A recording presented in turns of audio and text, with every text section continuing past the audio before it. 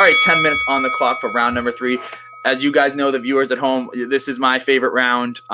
Each week, obviously I work for MMAprospects.com, presented by MMAprospects.com. This is what we love. We love to, hear the coaches' quotes, everything about some of their top prospects, some of the unknown prospects, some of the guys that maybe are still amateurs that they're super excited about, and kind of delve in on these fighters and see them when they come out to be, who they come out to be in 5-10 years down the road, or sooner or later, whatever.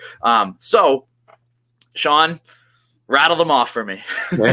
Yeah, man. We have a ton of them at Elevation, both at the pro level and the amateur level. And honestly, when we won the MMA Junkie Gym of the Year award last year, I really credit it to these guys. Of course, the UFC guys are the ones going out and winning the big fights that people are paying attention to.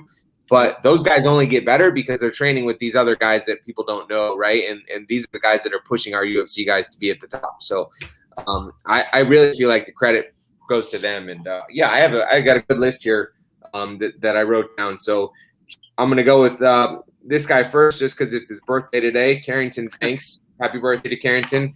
So he's actually he's a pretty high level pro. He was actually on Tough versus back in the day. He's with us now. So he was actually just in Usman's corner this past weekend for the title fight. He's in Corey Sandhagen's corner too. I mentioned that earlier. So he had 2 really nice back-to-back wins as a coach this past couple weekends. But he's also still fighting. And man, he is so close to getting into the UFC. I've been trying for a little while to get him in. So he's at 155, which obviously always makes it tough to get into the UFC there. But I'm really hoping that we can get him in soon. So Carrington Banks, lightweight. We have Lavell Simpson, also at lightweight. He's from Texas. He has a fight coming up with Fury FC down there, and they're doing a great job down there. I believe they just got onto Fight Pass, which is awesome. Yep. He's another one of our lightweights. He's a consistent training partner of Drew Dober and Justin Gaethje and Neil Magny. So keep an eye out for him. Josh Marsh, he's a featherweight, a little bit of a newer pro, but man, a phenomenal striker and also a really slick grappler too. His last fight was a year ago at LFA. He's been out for a little while, but keep an eye out for him. He gives Gaethje some really, really great rounds in the gym. So we're looking for him to have a good breakout year this year. Mohammed Maimov, who actually just fought this past weekend for the Titan FC title. He lost a really close 5-round decision. He fought on Contenders before that.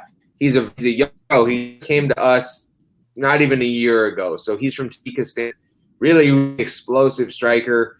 We just kind of started working on him, so, we're still got some time to put into him, but he's going to be in the UFC at 145 and he's going to be a force when we get there. So great name to keep on the list. Arut Pagosan, another one of our lightweights. He's Armenian. I believe he's maybe 7-3 or 8-3, 8-2, somewhere right around there. We're looking for a fight for him. I just got off the phone with him before this podcast. He's another one of those guys who's right on the door. If we get him one more win, probably he's going to either begin the Contender Series or a short notice call up. And he's super explosive. One of the strongest guys on the team for his weight class. Really good grappler as well and some great striking. So I'm excited for him. A couple of our newer guys. We have Zach Palunga, who's a light heavyweight. He just had he's 2-0 right now. Both of his wins have come on LFA. He fought January 29th, I want to say, and had a nice finish on LFA. He's going to be out here with Curtis this weekend as a training partner and / corner. So, man, he's a 3-sport pro. He in the NFL.